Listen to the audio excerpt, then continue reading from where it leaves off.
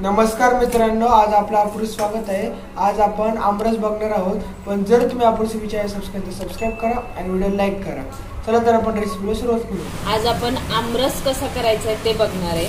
त्यासाठी हे बघा, मी हे आंबे घेतलेले आहेत। हे 2 आंब्याचे सालपट काढलेले आहेत मी ऑलरेडी। तर तुम्हाला मी ह्याचं दाखवते की सालपट काढायचं कसं। तर हे सुरी जी असते त्याने वरचं हे टोक काढायचं आणि हे बघा, हे पूर्ण असं सालपट काढून घ्यायचं।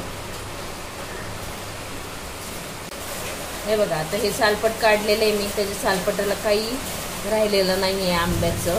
हे आपल्याला टाकून द्यायचं आहे आणि हे पूर्ण अशी ही कोई घ्यायची, ही पूर्ण आंबा, आणि ह्याचे असे स्लाइस करायचे। बघा, हे बघा, पूर्ण निघतं अखंड, त्यामुळं नुसती कोईच राहते। हे बघा,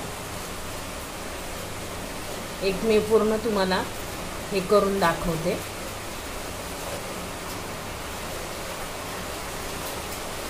हे पहा,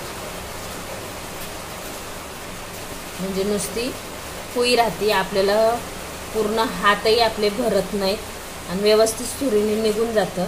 त्यासाठी फ्रीज मध्ये थोडा वेळ आंबा ठेवायचा, म्हणजे काय होतं, त्याचं वरचं सालपट जे असतं ना ते पूर्ण असं कडक होतं। फ्रीजर मध्ये नाही, खालच्या साईडला ठेवायचं, नाहीतर बर्फाच्या ह्याच्यात ठेवलं तर पूर्णच हे होईल।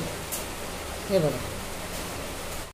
बघा, आता हे मी मिक्सरचं भांडं घेतलेलं आहे। त्याच्यामध्ये आता आपल्याला हे जे काढले होते ना स्लाइस मी आंब्याच्या, त्या ह्याच्यामध्ये आपल्याला मिक्सर मध्ये फिरवून घ्यायचं। हे बघा, आता ही 1 वाटी साखर घेतलेली मी। आता ही 1 वाटी साखर आपल्याला हे थोडी मिक्सर मध्ये घालून ह्या स्लाइस बरोबरच बारीक करून घ्यायची।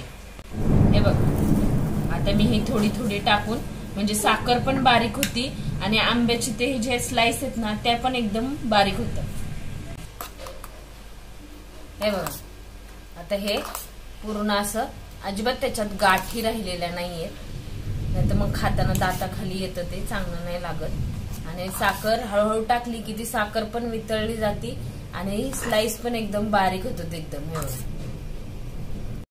हे बघा, आता हा आपला आमरस मिक्सरला मी पूर्ण फिरून घेतलेला आहे आणि मी एवढा घट्ट ठेवलेला आहे। आता ह्याच्यामध्ये मी साखर तुम्हाला 1 वाटी दाखवली। तुम्हाला जर गोड जास्त लागत असेल तर थोडी साखर वाढवली तरी चालेल, कमी लागत असेल तर थोडी साखर कमी घेतली तरी चालेल, कारण आंबा पण गोड असतो। आता ही विलायची पावडर घेतलेली मी, आता ही पण आपल्याला ह्याच्यामध्ये मिक्स करायची आहे, म्हणजे विलायची पावडरचा वास आणि त्याची टेस्ट आमरसाला ह्या लागली की खूप छान लागतो खायला। हे बघा, आता हा आपला आमरस तयार झालेला आहे। अशा प्रकारे आपला आमरस बनून झालेला आहे। जर तुम्हाला व्हिडिओ आवडला असेल तर आपले चॅनल सबस्क्राइब करा आणि व्हिडिओ लाईक करा। Thanks for watching. धन्यवाद।